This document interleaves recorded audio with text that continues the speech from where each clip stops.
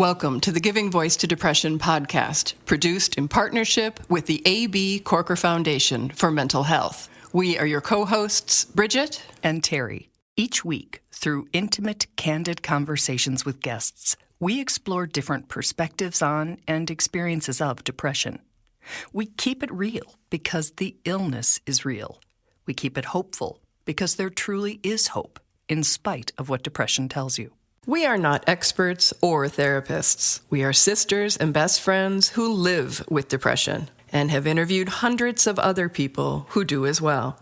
We've learned that hearing others speak openly and without shame about their experiences makes it easier to believe depression is a common and treatable illness, not a personal failing. You are far from alone.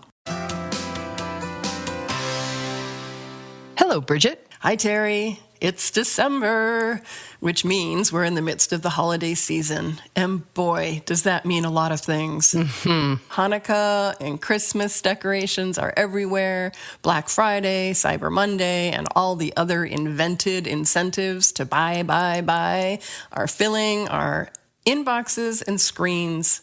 The significance of the holidays is too easily lost, and it becomes just too much for many of us. Having depression, bipolar, anxiety, or any other mental health challenge can add layers to the intensity, as can lingering fears of COVID and its yet emerging variants. But it can also be a really beautiful and meaningful way to wrap up what has been one heck of a year.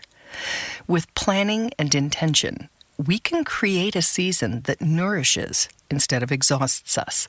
We don't have to do things or go places that challenge our mental health. We don't have to overwork or overspend or overthink the whole season. Yum, I like the sound of that last sentence. That's the message from this episode's guest, Dr. Anita Sanz, psychologist and member of the Giving Voice to Mental Illness Board. We first recorded this interview 4 years ago, before any of us could have guessed how much the world would change. But her advice is as relevant today as it was then. Here now is Dr. Sanz giving her voice to depression. Dr. Sanz, who prefers to be called Anita, found new insight into depression in the holidays from a very old source, Ebenezer Scrooge. Certainly for the first part of A Christmas Carol, and you're just seeing Scrooge being looks like very selfish and very non-compassionate towards others. And it just seems like he can't get into the holiday spirit, and you wonder, well, what's wrong with him? But when you looked at the fact that he'd lost his partner and, he'd lost his love, and he was really grieving these things. And when you're grieving at the holidays, I think it's going to be very, very difficult to get into the so-called holiday spirit. I think it's going to be hard to have a happy holiday. Which is a very unique and empathetic way to describe someone whose name has literally become a word used to mean stingy and cold-hearted. Exactly. And I think that there's a whole lot of stigma that still haunts people who aren't able to get into the holiday spirit, who aren't happy and merry and celebrating. And again, sort of using that lens of compassion, try to understand, why would it be difficult for someone to feel the joy and the peace and the love that is supposed to be available at the holidays? What's blocking that? What is going on? Is it grief? Is it pain? Is it suffering? Is it some of the symptoms of depression that make it impossible to feel pleasure or happiness? Is it the lack of energy so that getting out is just so overstimulating, it's exhausting? Trying to understand things from the perspective of the person who's going through that. And I don't think we do that very often. Anita did think of it while watching her daughter perform in a production of The Christmas Carol. And she wonders how she, as a therapist, had never thought of it through that lens before.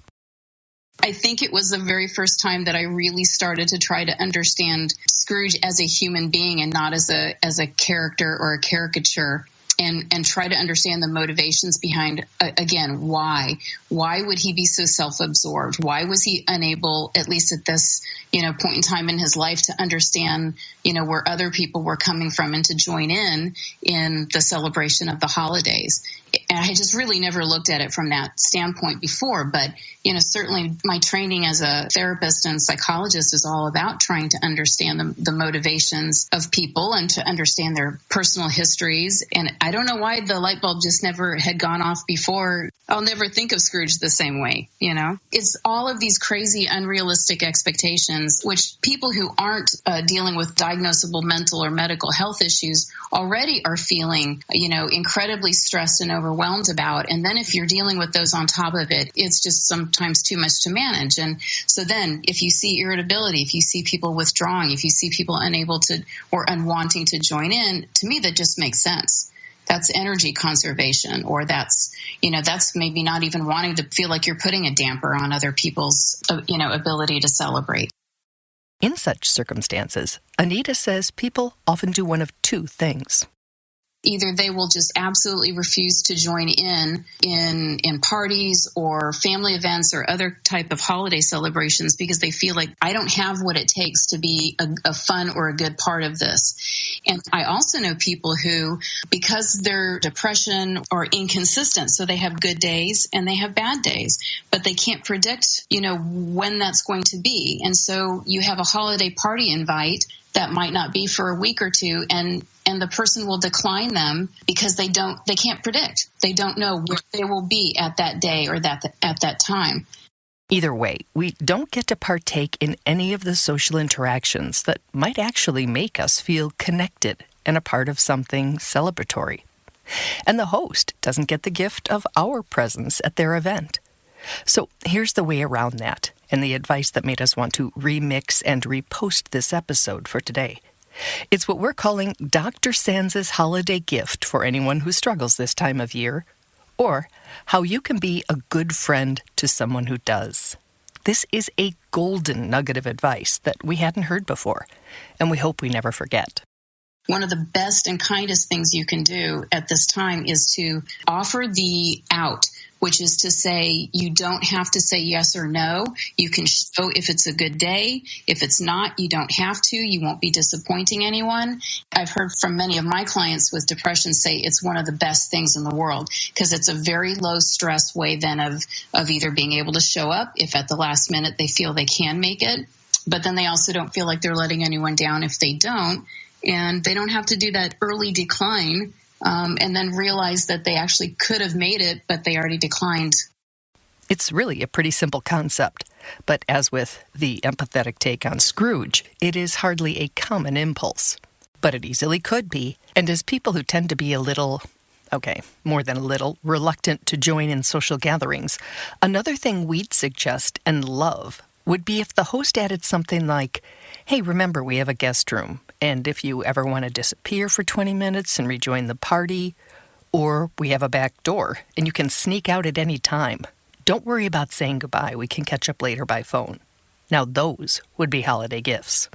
Yes, or, just anything, any level of compassion or understanding that you might need to leave early, you might need to leave without saying goodbye, just something that lets you know that your presence in any way, shape, or form is desired, and that there isn't an expectation on how you are, how long you're there, and how you manage that. And that, to me, would be quite a gift that you could give to somebody with depression. We hope you got that because we think it's huge. Say to your friend or family member or coworker who's been having a hard time, hey, you don't have to RSVP beforehand. Just know that you're invited. And if you feel like coming that day or night, we would absolutely love to see you. But if you can't make it, no judgment. Whatever works for you that day. I have heard that makes a world of difference, and it will allow someone with depression to actually consider, being social, attending an event, whether it's with friends or family. And that can be so helpful at this time of year to feel like I can be a part of something. I can celebrate a little bit. It feels good to be around people, but to also know that if you get overstimulated, you can back out, and it's okay. It's not going to be a problem. Okay, so now we shift our attention to how we can offer that same understanding and compassion to ourselves. Anita preaches the basics of sleep, nutrition, exercise, and some form of stress management to everyone. But she says for anyone struggling with chronic mental or medical health issues, those things should be considered non-negotiable during the holidays. In terms of self-care, your ability to attempt to get the best rest that you can, which again probably feels like an unrealistic expectation with depression sometimes for those who struggle with insomnia, to really try to improve your nutrition, get some exercise, and even though it's winter and everyone wants to hibernate anyway, I try to say get outdoors, get a walk, try to be in the sunlight, even if you don't feel like moving, at least for a little bit of time every day if you can. And then build something into your day that feels like it's loving towards you. It reduces your stress. It provides a little bit of happiness if you can feel it. If you can't, that's okay. You still need to do something that is loving and caring towards yourself. And Anita says that self-care doesn't have to require planning or be expensive and time-consuming like a day at the spa or something. It can be a cup of tea or hot cocoa, maybe sitting next to your pet or under a cozy blanket with some inspirational reading material or good music. One of the possible good parts of the holiday season is that beneath all of this is supposed to be the celebration of love and hope and goodwill in the world. So just taking a moment to try to get in touch with that, I think, is a really wonderful energizer or battery recharger for someone with depression. And it doesn't cost anything. It just takes a little bit of the time to remember to slow down and expose yourself to that. And I think that's a really important thing to do, I think on a daily basis, but definitely when things get really, really rushed and stressful. As for the holidays themselves, Anita reminds we are in charge of how we celebrate. We have choices, even if we've never exercised them before.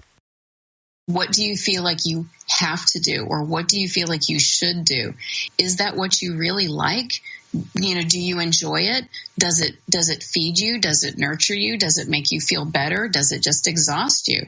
Does it make you feel inadequate? Does it break your budget? And we can narrow down sometimes, like you're saying, to the essence. What does this season mean to you? What is the meaning of Christmas, or what is the meaning of Hanukkah to you?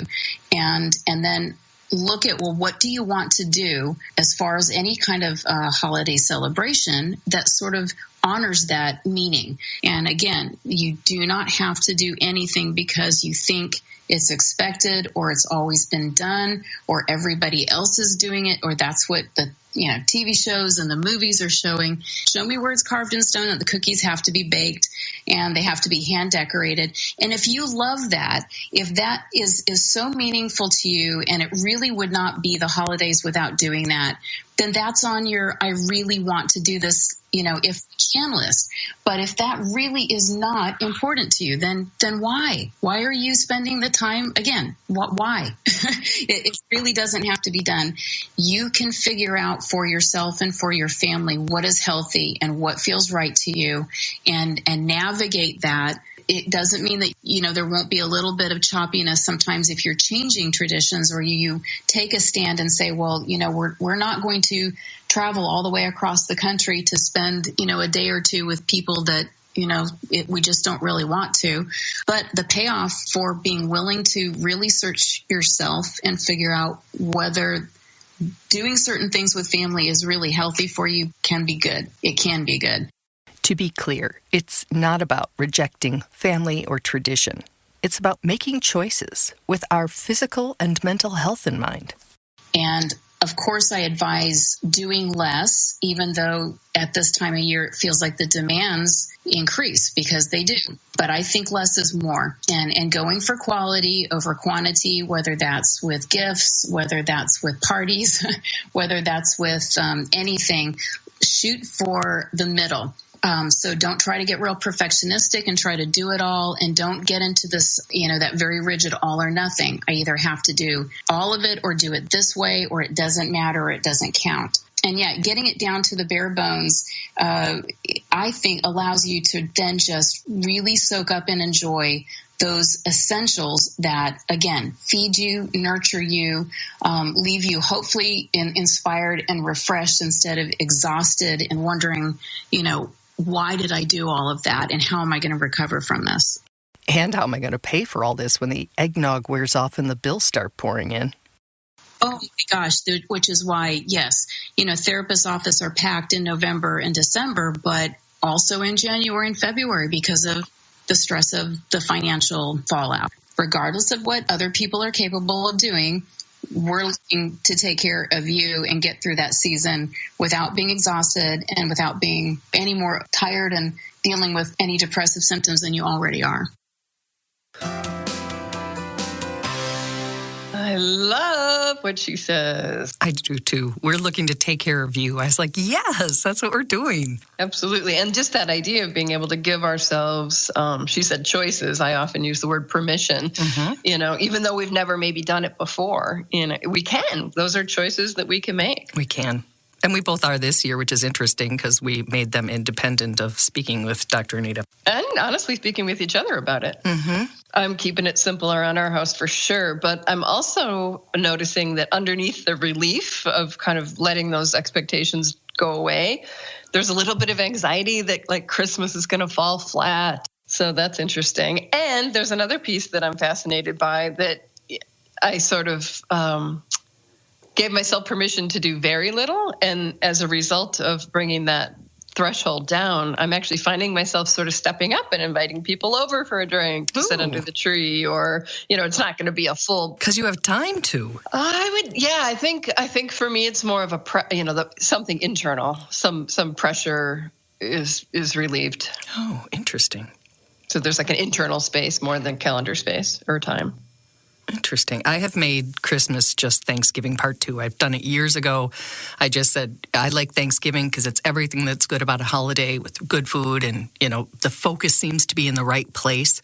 And Christmas, for me, it wasn't in the right place. The whole gift thing, all the decorations, all of it just wasn't working anymore. So we pretty much have Thanksgiving again. And, may or may not be a couple of presents, but that certainly is not the focus.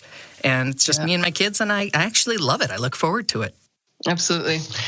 And when I do buy the presents, I'm going to do it after Christmas so we get more for our money. And I'm going to use smileamazon.com to give a little bit of that money back to giving voice to mental illness. That is awesome. And you're going to buy me things then, right?